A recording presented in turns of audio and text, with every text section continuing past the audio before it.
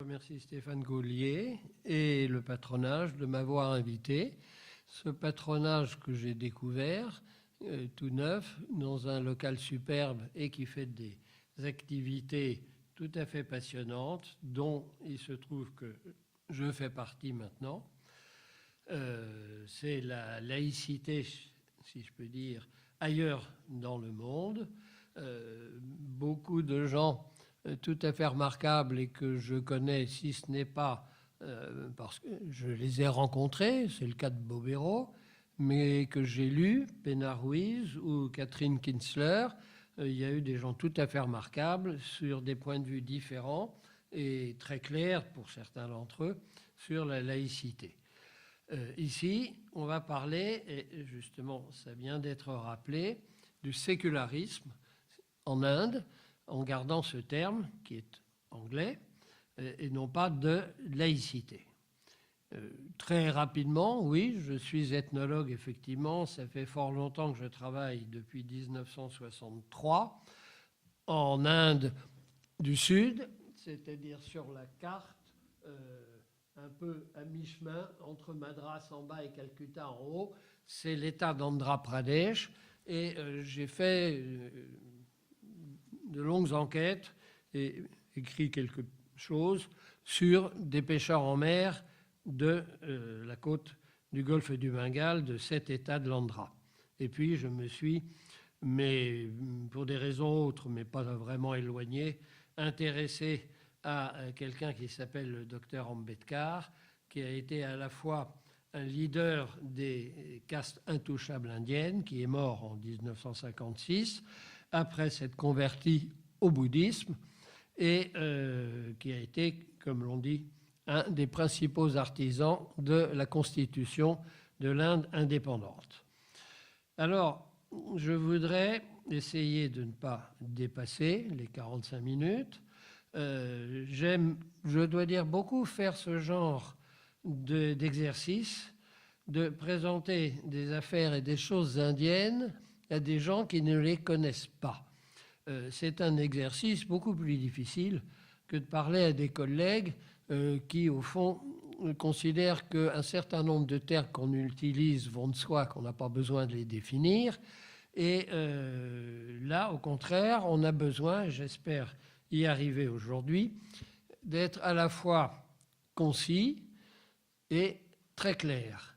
Et l'exercice, c'est que précisément, à chaque fois que le public est comme ça, un public étranger au domaine et à la spécialité, l'obligation de devenir et d'être de plus en plus clair est extrêmement grande. Alors, j'espère que je serai clair sur des choses qui ne sont pas forcément simples, comme chaque fois qu'on veut vraiment parler de l'Inde.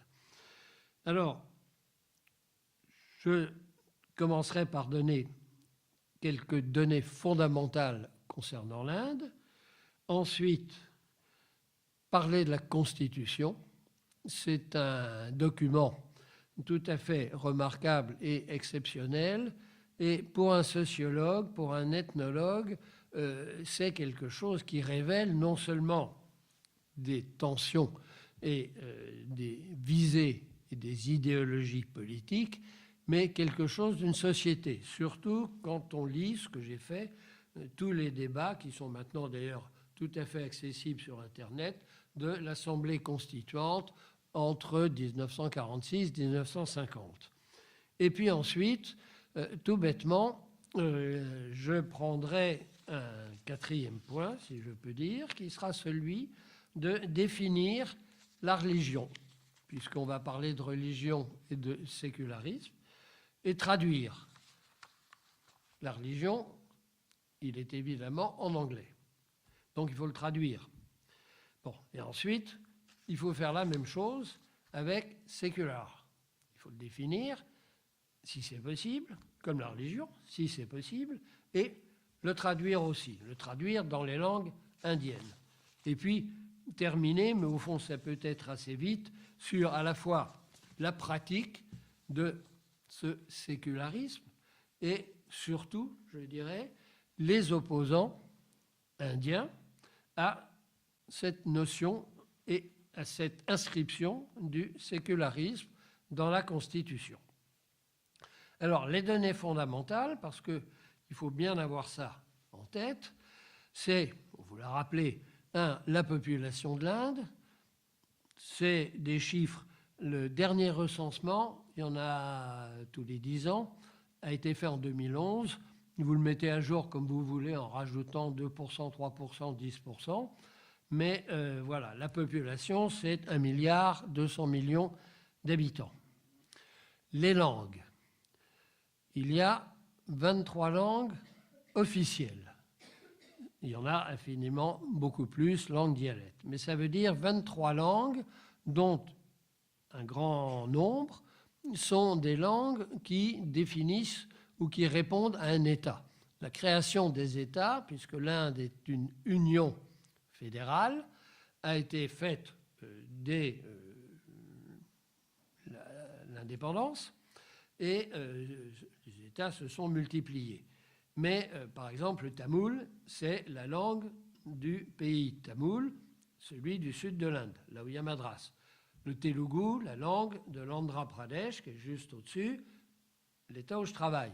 Le hindi, la langue du plus grand État du Nord, qui s'appelle Uttar Pradesh, etc., etc. Voilà. Alors, 23 langues officielles, et parmi les plus importantes, il y a bien entendu le hindi, qui est la grande langue de l'Inde du Nord, avec 422 millions de locuteurs, si on réunit les différentes variantes ou dialectes qui relèvent du hindi, c'est-à-dire 41% de la population indienne.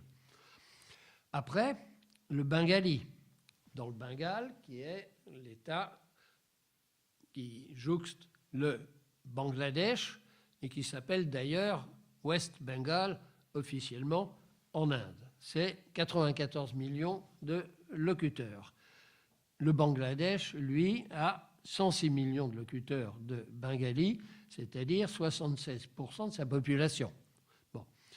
Ensuite, vous avez le telugu de l'État où je travaille, 70 millions. Et, important, l'ourdou, 48 millions, un peu plus même, qui est essentiellement la langue des musulmans et qui est parlée au Pakistan par un peu plus, environ 11 millions d'habitants et par 650 000 au Bangladesh. Autrement dit, cette langue qui est issue à la fois du persan et de la rencontre avec le hindi en Inde est infiniment plus parlée en Inde qu'au Pakistan où elle n'est pas la langue dominante. La Constitution a décrété une langue officielle, c'est-à-dire celle dans laquelle toutes les procédures, tous les actes du Parlement, des différentes instances judiciaires, les hautes cours dans les États et la Cour suprême qui coiffent tout le système juridique, et toutes les communications entre le centre et les États, puisque c'est une fédération. Bon. Donc, le hindi n'est pas imposé comme langue à 1 milliard d'individus en Inde, mais c'est une langue de communication officielle. C'est dans cette langue que l'Assemblée constituante a débattu, a rédigé sa constitution, et c'est dans cette langue que travaille le Parlement à New Delhi. Voilà. Donc, ceci est très important. L'hindi a été en principe destiné à être la seule langue officielle. Dès le départ, l'anglais a été reconnu au même statut pour 15 ans, et puis finalement, ça a été totalement reconduit jusqu'à nos jours. Et donc, en fait, toute communication, tout travail judiciaire ou politique ou administratif se fait en anglais. Voilà. Donc ça, c'est les langues. Très important, bien entendu, parce que je ne vous en mentionne que les plus grandes. Très important maintenant, ce que l'on appelle, et on va toujours garder ce terme, les religions. Alors, ce que nous appelons l'hindouisme, c'est 79,8% de la population de l'Inde. C'est le premier recensement, 2011, où l'hindouisme, déclaré religion, enregistré comme religion sur les citoyens, se trouve inférieur à 80%. Et la grande peur des fondamentalistes hindous, c'est de voir l'islam et les musulmans se multiplier. Bon. Ensuite, et je donne 3 petites langues, parce que vous verrez dans la Constitution qu'au fond, tout ça est amalgamé avec l'hindouisme. Le sikhisme, qui est essentiellement la religion dite des Sikhs, que vous connaissez, y compris sur Air India, le turban, bon, c'est le Pendjab, un État du nord, un peu nord-ouest de l'Inde. Bon.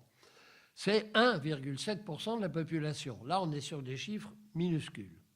Le jaïnisme, comme le sikhisme, ce sont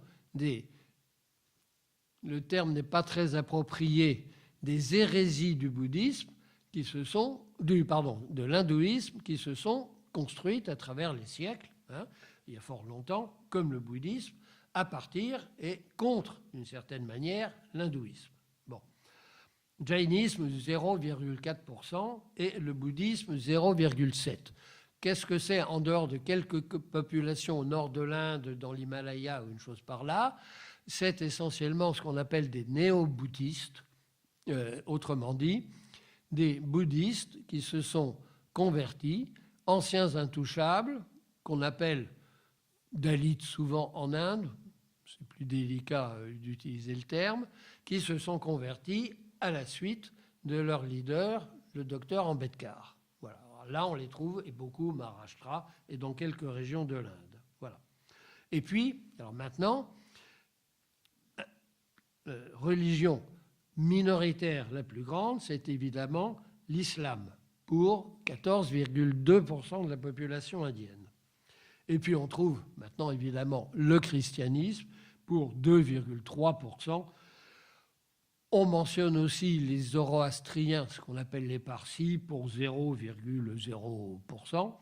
Et on rajoute une série de religions reconnues comme telles, qui sont des religions dites des tribus indiennes, dont la définition, je ne reviendrai pas dessus, mais c'est assez négligeable. Donc se souvenir de cet hindouisme avec le sikhisme, le jaïnisme et le bouddhisme, de l'islam, quelles que soient les formes, en majorité sunnite, mais il y a des chiites à beaucoup d'endroits, qui fait quand même 14,2%. Et le christianisme, 2,3%. Quand on parle des minorités religieuses en Inde, on a essentiellement dans la tête les musulmans et les chrétiens. Alors, maintenant, sur la Constitution, parce que, après tout, c'est quand même un travail extrêmement remarquable qui a été fait très longtemps, de 46 à 50. Je vous signale que nous sommes aujourd'hui, ce qui est bon signe, disons. Non seulement notre président a été en Inde et assisté au défilé, nous sommes au lendemain du Republic Day indien. Le 26 janvier, nous sommes le 27. Bon, nous sommes en contexte. Quant à la Constitution, élaborée et promulguée finalement le 26 novembre 1949 et la République démarre en janvier 50. Voilà. Il faut se souvenir quand même qu'elle a été rédigée par un nombre très petit de gens dans le contexte 46 épouvantable des transferts de population suite au partage et à la partition entre le Pakistan, qui était à l'époque à la fois ce qui est maintenant Bangladesh et Pakistan à l'ouest, et l'Inde, et les massacres et les millions de morts que ces transferts de population ont fait. L'Assemblée constituante, avec des gens tout à fait remarquables, de bords et de idéologies différentes, a travaillé de dans ce contexte. Alors, il n'y a pas, on verra tout à l'heure, il y a justement, mais pas au départ, tout l'esprit de la Constitution et du travail de la Constituante est séculaire. Et première chose à dire tout de suite, et on peut penser au Pakistan, on peut penser au Bangladesh, il n'y a pas de religion d'État en Inde. Il y a un préambule. Ce préambule dit « Nous, le peuple de l'Inde, avons décidé de constituer l'Inde dans une république souveraine, socialiste, séculaire et démocratique. » Les deux termes, justement, j'y reviendrai, c'est très important, socialiste, séculaire, n'ont été rajoutés dans la Constitution et dans son préambule qu'en 1976, bon, par Indira Gandhi. Voilà. Et les grandes valeurs, pour prendre un mot un peu trop utilisé en ce moment, sont assurées la justice, la liberté, l'égalité et la fraternité. Et vous voyez quand même que quand se constitue un peuple et une nation indépendante ex-colonisée, l'idée toujours de la Révolution française, liberté, égalité, fraternité, est rappelée constamment. Alors, quels sont les articles qui nous amènent vers cette assurance affectoire d'une société qui sera séculaire, outre qu'elle sera égalité, fraternité, liberté. Voilà. D'abord, il y a égalité devant la loi, fort important, puisque tout le monde, quel que soit son endroit et sa qualité, a le droit à être protégé et de bénéficier de la loi.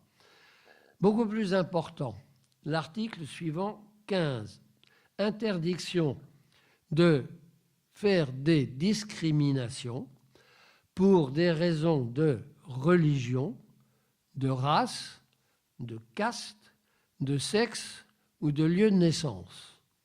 Vous remarquez tout de suite, évidemment, que si ce n'est pas de discrimination pour des raisons de religion, de race, de sexe ou de lieu de naissance, on est dans presque n'importe quelle constitution occidentale. Mais le terme de caste y est rajouté. Alors, soyons très clairs, contrairement à ce que j'entends souvent, même de gens qui ne sont pas du tout ignorants, jamais la Constitution, ni quiconque, n'a supprimé les castes en Inde. C'est à peu près aussi stupide de dire qu'on n'a pas le droit d'être breton ou on n'a pas le droit d'être catholique ou je ne sais pas quoi. Autrement dit, les castes sont un fait sociologique dont les constituants ont tenu compte, eux-mêmes hindous appartenant à des castes ou, évidemment, des musulmans, quelques chrétiens et quelques autres. Voilà. Alors, plus surprenant pour nous, mais c'est par là qu'on est justement vers ce côté du sécularisme qui prend des formes particulières en Inde, parce que c'est aussi interdiction de discrimination sur la base de la caste, eh bien ça veut dire aussi justement que, par exemple, tout citoyen a le droit d'accéder aux boutiques, aux restaurants publics, aux hôtels, aux places et aux lieux de distraction, ou aussi d'utiliser les puits, les réservoirs, les routes et toutes les places maintenues, entretenues, payées par l'État. Ça nous paraît peut-être surprenant que dans une constitution, quand on a dit qu'il ne fallait faire aucune discrimination sur la base de, etc., on se croit obligé de dire que tout le monde a le droit d'aller dans toutes les boutiques, dans tous les restaurants publics, dans tous les lieux de distraction, d'utiliser tous les puits, tous les réservoirs, toutes les routes. Ça veut dire quoi, ça? Ça veut dire que dans l'État, et on va le retrouver 2 articles plus loin, là, les intouchables sont précisément les gens visés par cet article, puisqu'ils sont, à l'époque, et sans faire de développement encore de nos jours, selon les lieux, selon les États, interdits d'accès aux restaurants publics, interdits d'accès à l'utilisation de puits dans les villages et rajouter même, ce sera dans un autre article, interdit d'accès à certains des temples hindous. Voilà une réalité indienne dont les constituants ont parfaitement pris conscience. L'article 16, j'y vais vite, c'est tout citoyen a le droit de la même manière que n'importe quel autre à des emplois publics. Bon.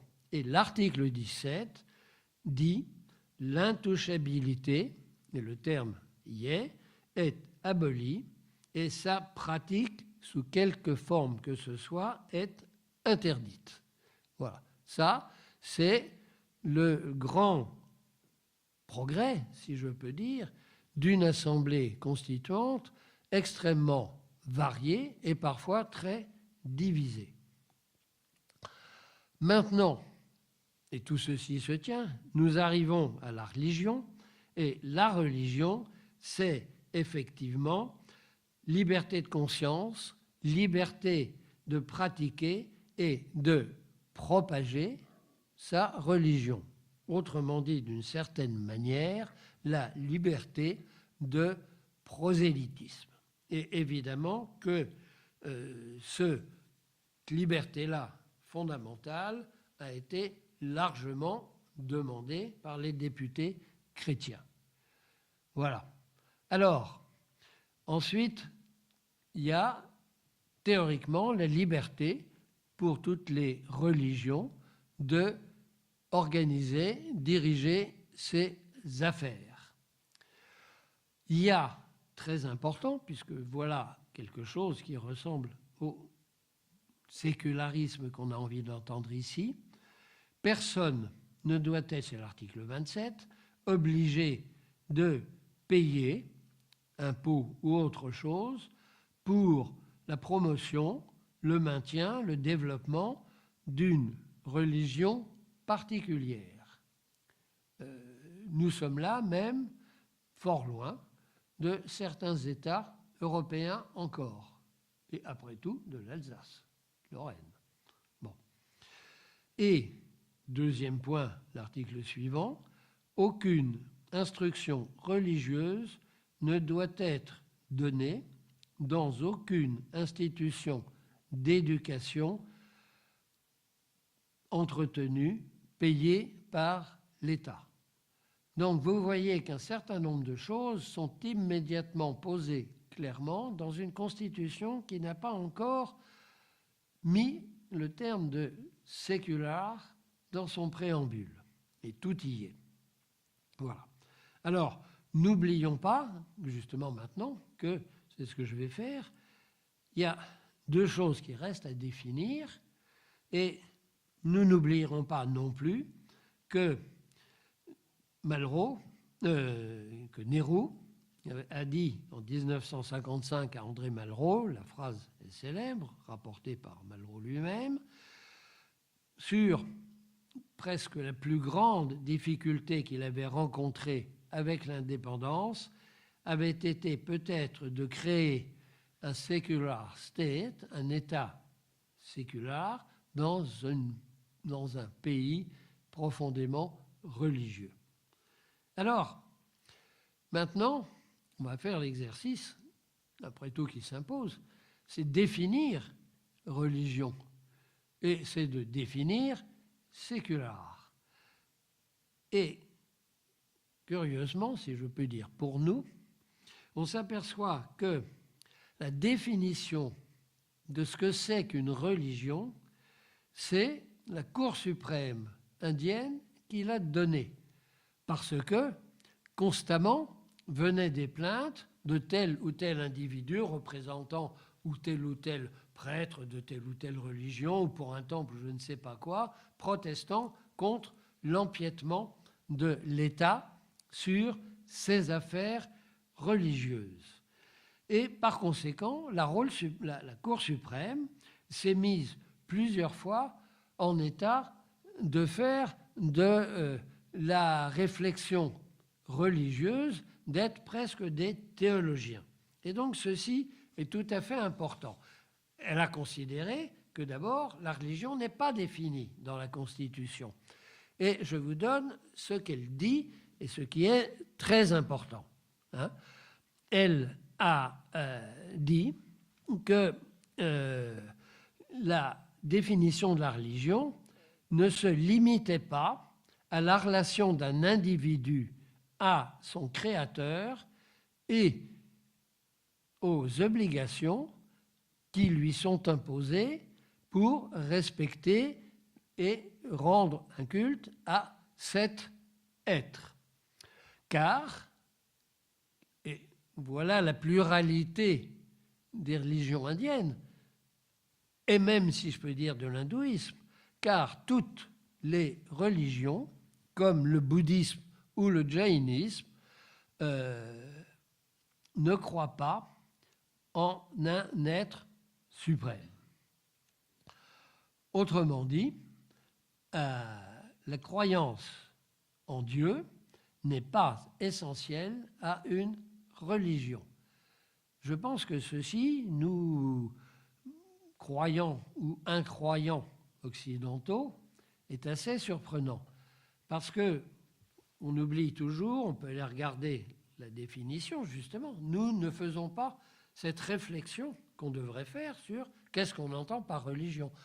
En tant qu'enseignant d'anthropologie religieuse à Nanterre, évidemment que je l'ai quand même fait beaucoup, et que je proposais toujours aux étudiants cette définition du petit Robert, qui est très emberlificotée, dont je vous donne simplement le début: religion, ensemble d'actes rituels liés à la conception d'un domaine sacré distinct du profane et, ce qui est important, destiné à mettre l'âme humaine en rapport avec Dieu. Et évidemment, une grande majuscule. Bon.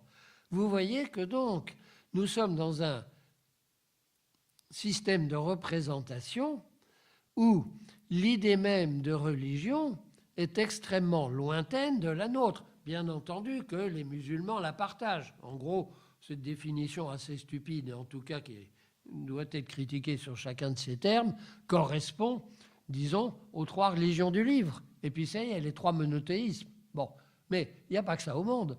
Et ça nous rappelle que l'Inde, non seulement est plurireligieuse, mais qu'elle est polythéiste quand il s'agit de l'hindouisme.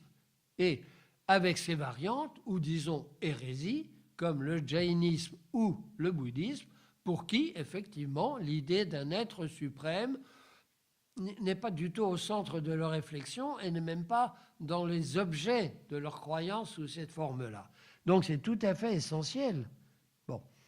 Alors, ensuite, ayant dit cela, la Cour suprême elle a de très grands pouvoirs, la Cour suprême en Inde.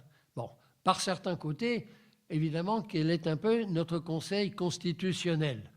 Si le Parlement vote quelque chose qui est contraire à la Constitution, et elle est souvent consultée pour ça, eh bien,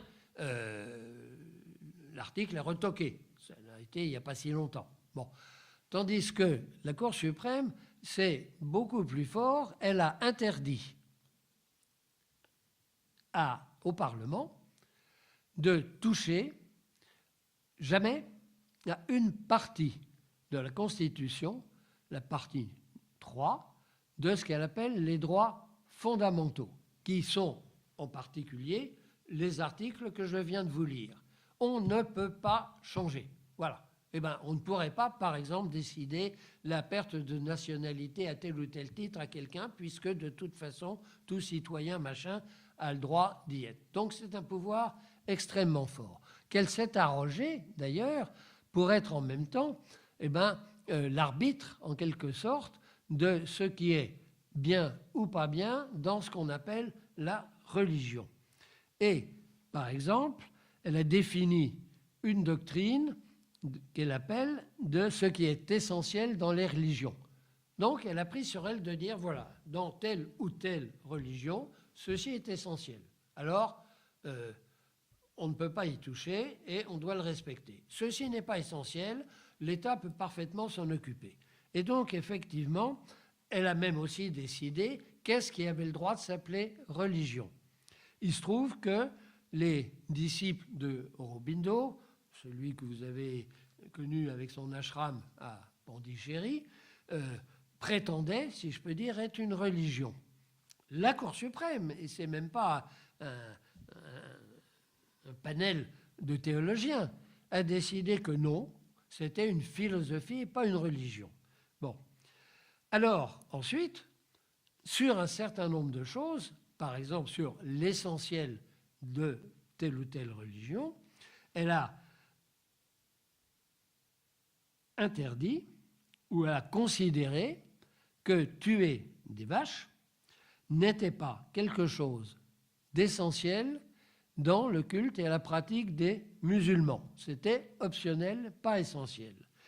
Ça veut dire quoi? C'est là que la Cour suprême avance son idéologie, par moments mise de côté complètement, et à d'autres complètement transparente, d'un hindouisme qui dicte un peu sa pensée, son orientation et d'une idéologie hindoue. Et donc pourquoi? Parce que c'est une manière d'interdire, en allant chercher un article de la Constitution très important, 48 et banal, qui disait qu'en général, il faudrait faire attention à protéger les bovins. Voilà, les vaches, évidemment, vous savez bien la vache dans l'hindouisme. Hein. Bon, il n'y a pas d'interdiction dans la Constitution de tuer des vaches ou des cochons ou n'importe quoi. Bon. Sauf que, sous ce prétexte de cet article 48, protection du bétail, eh bien, l'essentiel de la religion musulmane ne comporte pas, ayant regardé tous les textes, le fait d'avoir le droit de tuer une vache. Bon, donc, on ne peut pas, musulman, si on veut l'interdire quelque part, avoir le droit de tuer des vaches. Bon, ensuite, effectivement, on les voit soutenir, contrairement alors à ce qui était si clairement affirmé de sécularisme, de partage entre l'État et les religions, d'abord une certaine emprise de l'État qui peut, et on le verra rapidement, intervenir sur la gestion de tel ou tel temple, religion, prêtrise ou je ne sais pas quoi. Bon. En fait, plusieurs fois, justement, on voit la Cour suprême rendre des jugements qui soutiennent l'idéologie réactionnaire hindoue. Par exemple, considérant qu'un candidat de la Shiv Sena, c'est ce qu'il y a quasiment de plus fondamentaliste et brutal et anti-musulman dans l'hindouisme extrême, voilà, et en particulier dans l'état du Maharashtra, c'est-à-dire là autour de Bombay. Voilà, ce candidat qui avait utilisé à la fois dans un temple hindou un discours d'appel aux hindous pour le soutenir, bon, dans son élection. Et là, on touche quelque chose de très important parce que c'est aussi l'ambiguïté de l'hindouisme. C'est-à-dire que ce qui s'appelle, pour les extrémistes, on le traduit par hindouité, hindutva, c'est-à-dire tout ce qui est une façon d'être, une façon de vivre, autrement dit, l'hindouisme en général et les textes des brahmanes en sanskrit, que je vais dire sacrées qui le soutiennent, c'est beaucoup plus une façon de vivre ou un état d'esprit qu'une religion. Et que par conséquent, faire appel à ces dévots hindous pour le soutenir, c'est faire appel à la culture hindoue. Ce n'est pas du tout faire appel à leur religion hindoue. Donc vous voyez entre quoi on se promène.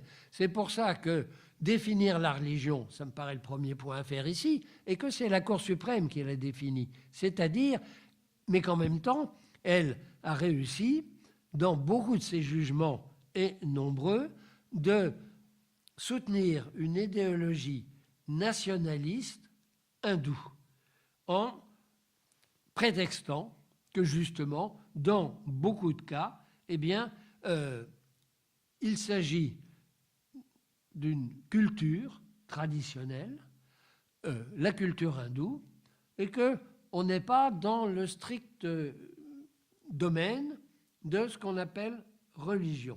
Et on ne peut pas quand même jouer de cette manière-là, disons, en France, en Europe, en soutenant à fond, si je peux dire, ou par une instance judiciaire ou politique supérieure, que, après tout, être catholique, c'est une façon de vivre, une culture, mais ça n'est pas une religion, dans le sens que nous avons. C'est aussi une religion avec des institutions, et que par conséquent, dissocier l'un de l'autre, c'est extrêmement difficile. Bon, je passe maintenant à définir le séculier, sécular. Bon, ces termes, sécular et socialiste, n'ont été introduits dans le préambule qu'en 1976. Bon, par un amendement, le 42e, la Constitution indienne, qui est la plus longue du monde, en est, je l'ai vérifié, je pense que je suis à jour en ce moment, au 101e amendement. Quelques petits, mais quelques importants. Voilà. Et c'est Indira Gandhi. Alors, je rappelle aussi, pendant le court temps où elle a imposé en Inde le seul pouvoir autoritaire qu'on n'y ait jamais connu, et qui s'appelle l'état d'urgence, l'emergency, de juin 1975 à mars 1977, comparé aussi avec Pakistan ou Bangladesh. Bon. Mais ce que l'on sait, c'est que justement, très vite, le parti du Congrès, qui était celui de Nehru, de Gandhi, qui a commencé avec Tilak avant, je vous rappelle que le parti du Congrès, fondé en 1885, a été à l'initiative des Britanniques qui voulaient avoir quelques bons notables, si je peux dire, un peu d'abord parlant l'anglais, pour avoir une sorte de répondant. Moyennant quoi, ces intellectuels, ces avocats, ces notables, hindous pour la plupart, mais avec des musulmans aussi, sont assez rapidement venus sur la position d'une réclamation, non seulement d'une autonomie, d'une indépendance de l'Inde. En 1931, justement, la session annuelle, il y en a tout le temps une par an qui changeait de président, de ce parti du Congrès, énumère une série de droits fondamentaux que l'on retrouvera d'ailleurs 30 ans ou 20 ans plus tard dans la Constitution, dont le point 9 est très clair, l'État doit observer une neutralité en ce qui concerne toutes les religions. Donc voilà, le sécularisme est posé. Ensuite, on a l'impression d'avoir une unanimité, un consensus à peu près partout. Pour prendre la position de Gandhi, justement, dès 1933, il est clair. Il y aura un État séculaire. Alors je vais dire séculier en français, mais c'est séculaire évidemment auquel je pense. En 1946, il dit, un missionnaire chrétien, « Si j'étais un dictateur, religion et État seraient séparés. Je vis, je jure par ma religion, je mourrai pour elle. » Gandhi, il y a beaucoup de gens pourquoi il était prêt à mourir. Mais c'est mon affaire personnelle. L'État n'a rien à voir avec elle. C'est l'affaire personnelle de chacun. Et 2 mois avant d'être assassiné le 30 janvier 1947, il s'oppose au financement par l'État de la reconstruction d'un temple, disant « Nous avons formé un gouvernement, c'est un gouvernement séculaire, c'est-à-dire ça n'est pas un gouvernement théocratique. » Voilà. Il n'appartient à aucune religion particulière, sous-entendu d'abord, il n'appartient pas à l'hindouisme, et par conséquent, il ne peut pas dépenser de l'argent sur la base des communities, qui est le terme assez courant pour désigner quel groupe religieux. Hein, voilà. Bon. Alors, ici, ce qu'on voit très bien, c'est que l'affirmation séculière est à religion séparée. Mais on voit bien que pour lui, ça veut dire l'État n'a pas à s'occuper de ma religion.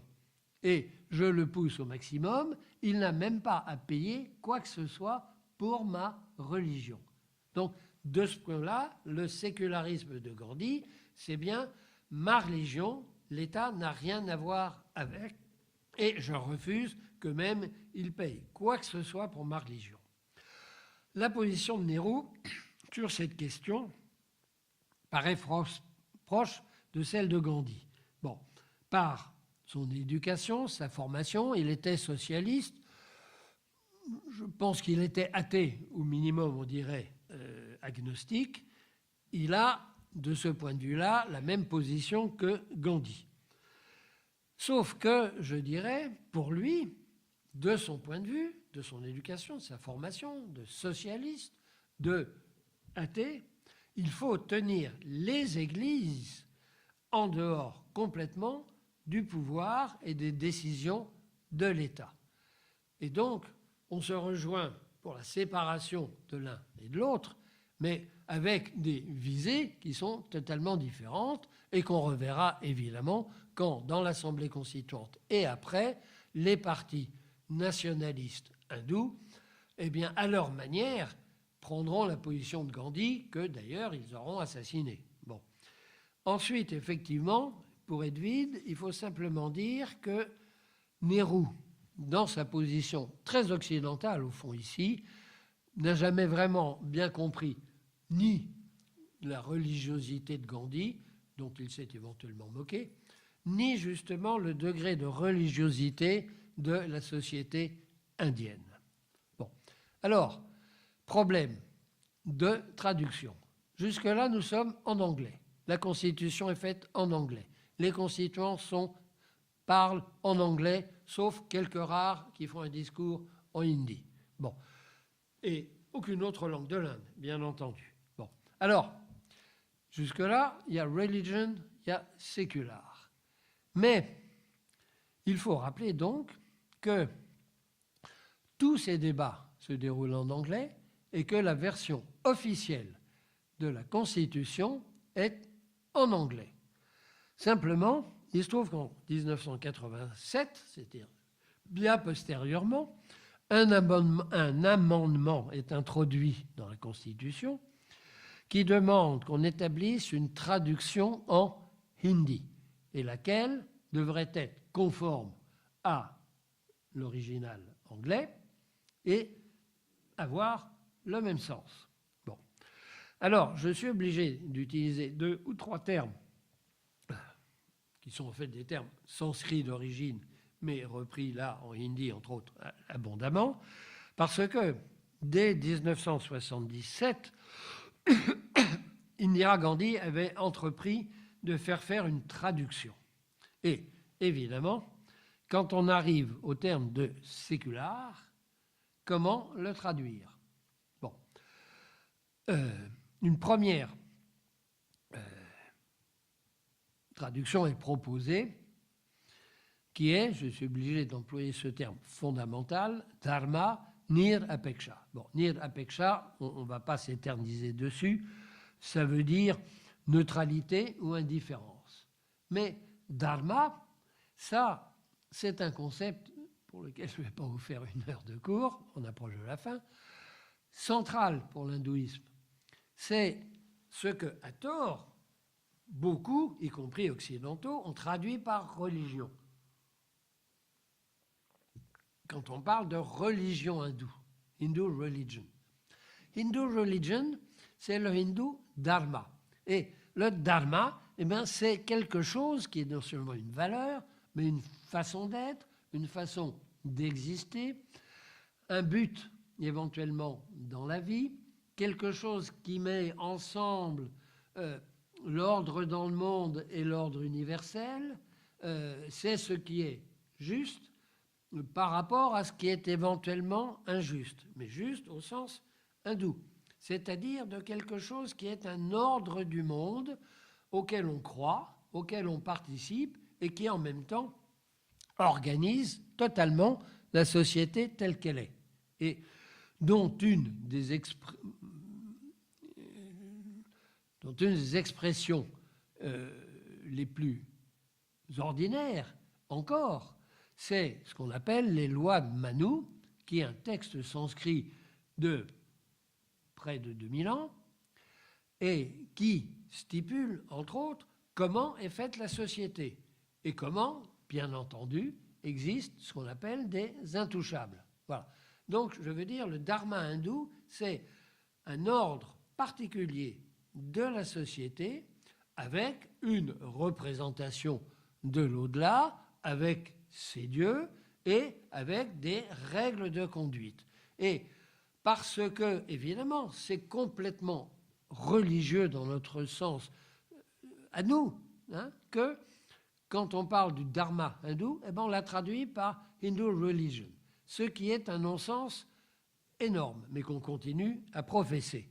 Et donc, effectivement, la première traduction, indifférence, neutralité envers le dharma, c'est quelque chose qui est absolument insupportable, d'autant plus que, justement, le gouvernement, et c'est là qu'il y a un biais encore hindou dans toutes ces lectures, le gouvernement est là pour maintenir le plus haut dharma. Autrement dit, il est là pour maintenir l'ordre social conformément à une sorte d'ordre universel dont on ne peut pas déroger. Donc, même le gouvernement dit séculaire ne peut pas, dans les termes de ses traducteurs, de la Constitution indienne, être indifférent aux valeurs du monde et aux valeurs religieuses. Donc, on va proposer une autre version qui, elle, sera acceptée. Ce sera Panta Nirapeksha. Nirapeksha, c'est encore la même chose, hein, c'est-à-dire neutralité ou indifférence, mais Panta ou Sampradaya. Et c'est quoi Sampradaya? Ça, c'est quelque chose qui veut dire simplement une secte, une école, une tradition orale, une société religieuse, mais au sens petit et étroit du terme. Hein.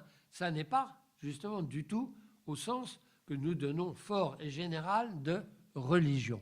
Autrement dit, séculaire qui devrait séparer complètement la religion de l'État et être quelque chose qui s'occupe de ce monde, on ne peut pas le traduire en hindi parce que ça voudrait dire tout simplement indifférence ou, et on le verra bien, athéisme. Voilà.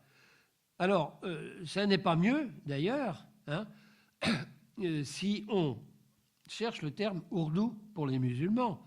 Un de mes collègues, Denis Matringe, qui travaille sur l'ourdou, la société et la poésie musulmane, m'a dit qu'il y avait deux termes. L'un dont l'adjectif là, dini, signifie sans religion, irreligieux, et l'autre mot qui simplement quelque chose de la vie dans ce monde qui fait qu'on ne s'intéresse pas à l'au-delà ni au regard de Dieu qui juge. Autrement dit, et alors un texte tout à fait clair fait en 2007 par des autorités musulmanes en Inde, adopter le sécularisme pour le gouvernement, c'est une apostasie de l'islam. Donc, vous voyez que, effectivement, la traduction même écrite dans un texte dans deux des langues importantes, celle des musulmans et la langue dominante des hindous, le hindi, qui s'appuie sur des termes dharma et sampradaya, c'est des termes sanskrits, c'est tout. Hein, et n'importe quelle langue indienne les utilise et les connaît. Donc effectivement, à la fois, il y a eu ce consensus de façade, mais qui a abouti à, malgré l'opposition et le refus de beaucoup des constituants, à inscrire très clairement dans une constitution en anglais une séparation d'Église. Et dire de l'Église n'a aucun sens en Inde, hein, on est bien d'accord. Ce n'est pas des religions contre des églises. Bon, même les musulmans, ce n'est pas la même chose. Bon. Et de l'État. Et poser des libertés de pratique et de prosélytisme même, et liberté de conscience extrêmement claire, extrêmement forte, et encore une fois, aucune religion d'État. Alors, je vais presque vite terminer, parce que quand même, ça fait 50 minutes. Je vous donne un exemple de ce qu'étaient les plus déterminés à un sécularisme radical, mais qui était minoritaire évidemment, dans la Constituante. C'est une proposition d'amendement faite en décembre 1948 d'un député musulman, Tajammul Hussein.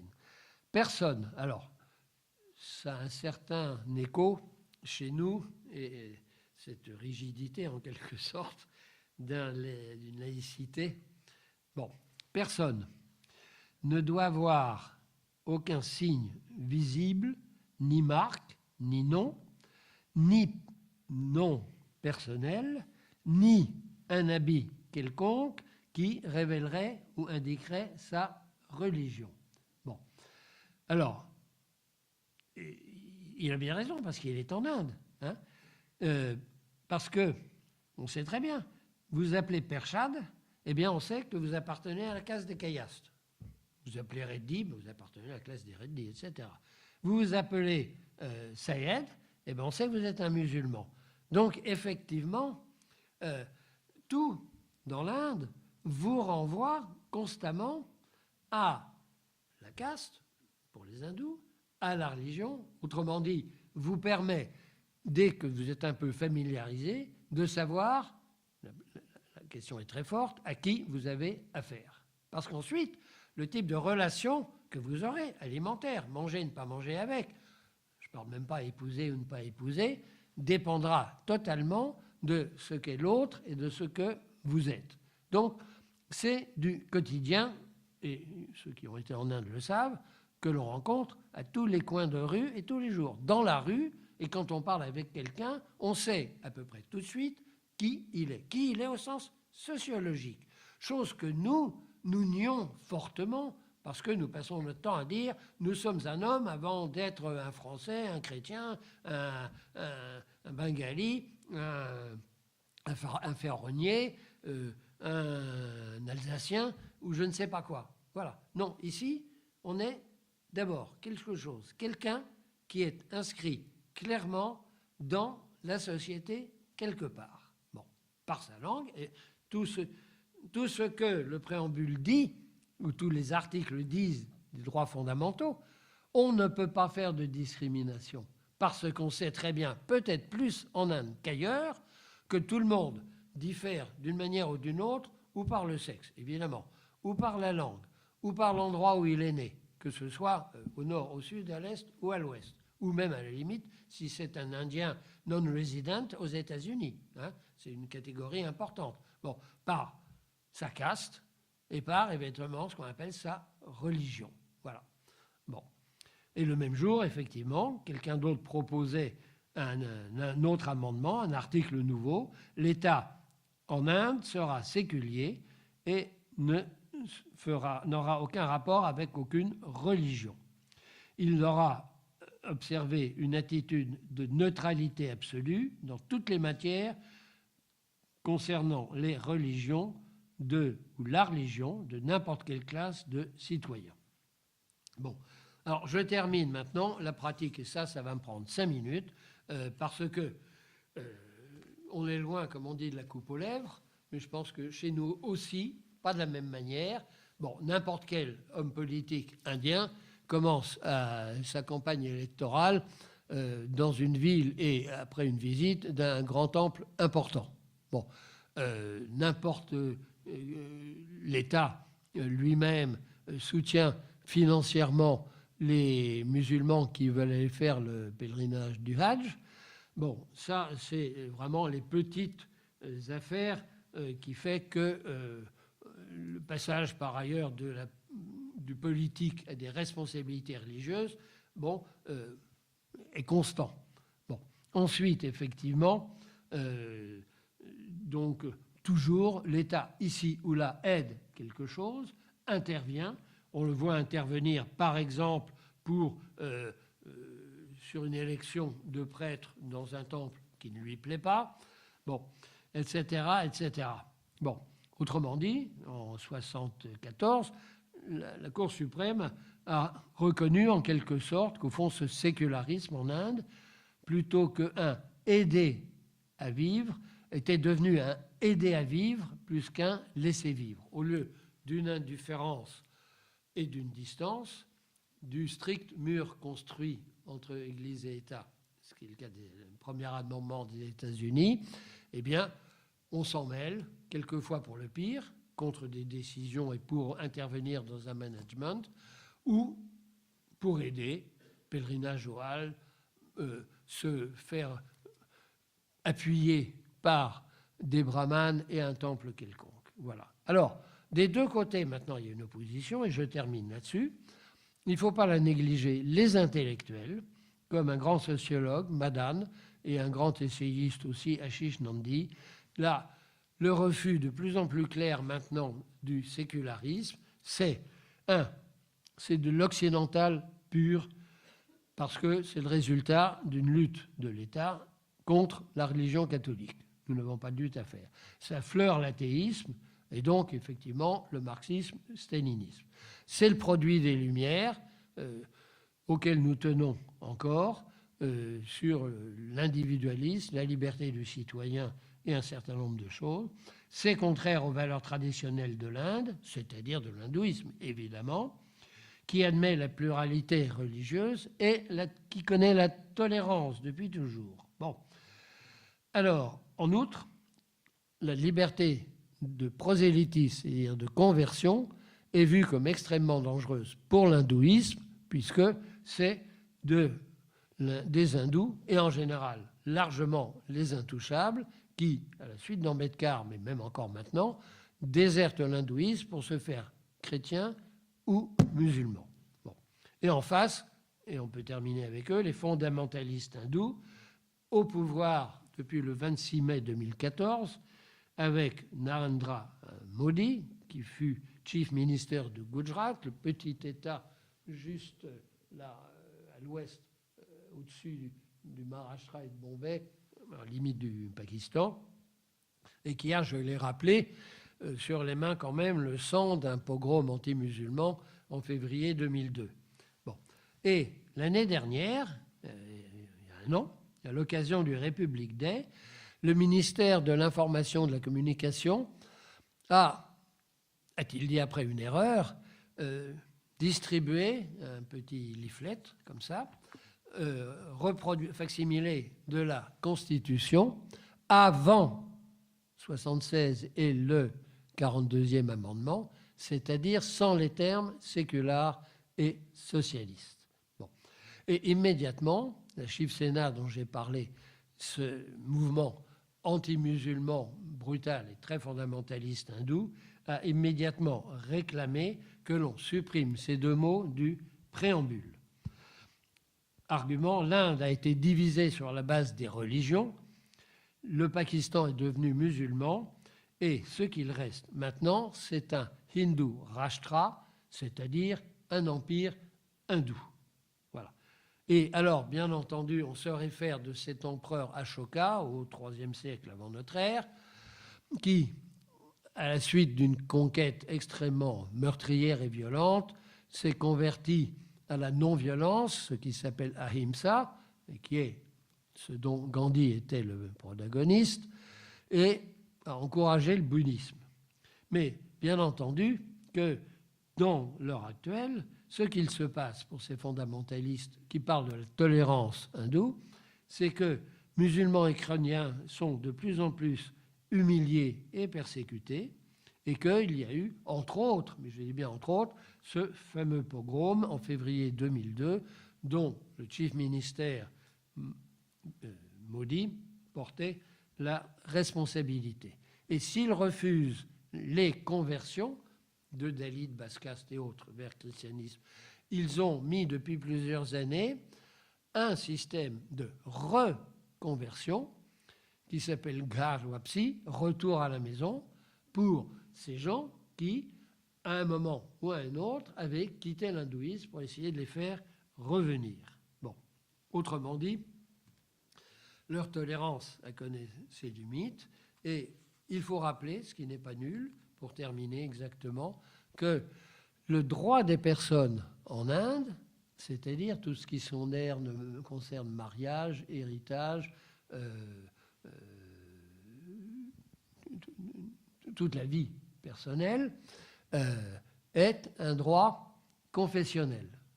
Autrement dit, les musulmans ont la charia, auquel les Anglais s'étaient bien gardés de toucher, mais ça n'a pas la forme de l'Arabie saoudite, bon, quand même, rassurez-vous. Et les hindous ont un Hindu Code Bill, c'est-à-dire en fait un certain nombre de règles qui sont toutes sorties de ces textes anciens comme les lois de Manu, et essayer de réformer ce Hindu Code Bill, ce que l'Assemblée constituante et Ambedkar ont fait à un moment, a été voué à l'échec en dehors de quelques lois qui apparaissent maintenant. Et l'idée d'un code civil unique pour tous les hindous, qui est inscrite dans la Constitution, article 44, n'a jamais eu, et ne verra sans doute jamais, le jour. Au début, les musulmans y étaient très opposés, parce que leurs droits personnels, ils y tenaient. Il y avait une certaine opposition des hindous, et maintenant ça s'est renversé. Ce sont les fondamentalistes qui demandent un code civil pour embêter les musulmans, de façon à ce qu'ils ne soient plus ni protégés, ni favorisés, disent-ils, par les lois. Et contre cette vision des choses, ces droits personnels, eh bien, la Cour suprême joue parfois de la Constitution ou du Code pénal qui, lui, s'occupe et concerne tout le monde. Donc, voilà où on en est, une société séculaire qui met de plus en plus en doute la propriété de ce terme et de cette politique pour l'État indien, avec effectivement une condition des musulmans et des chrétiens très mauvaise par moment, et toujours finalement un droit personnel, en tout cas pour les musulmans et les hindous, qui repose sur la religion avec les guillemets qu'on veut. Excusez-moi, j'ai été un petit peu long. Merci.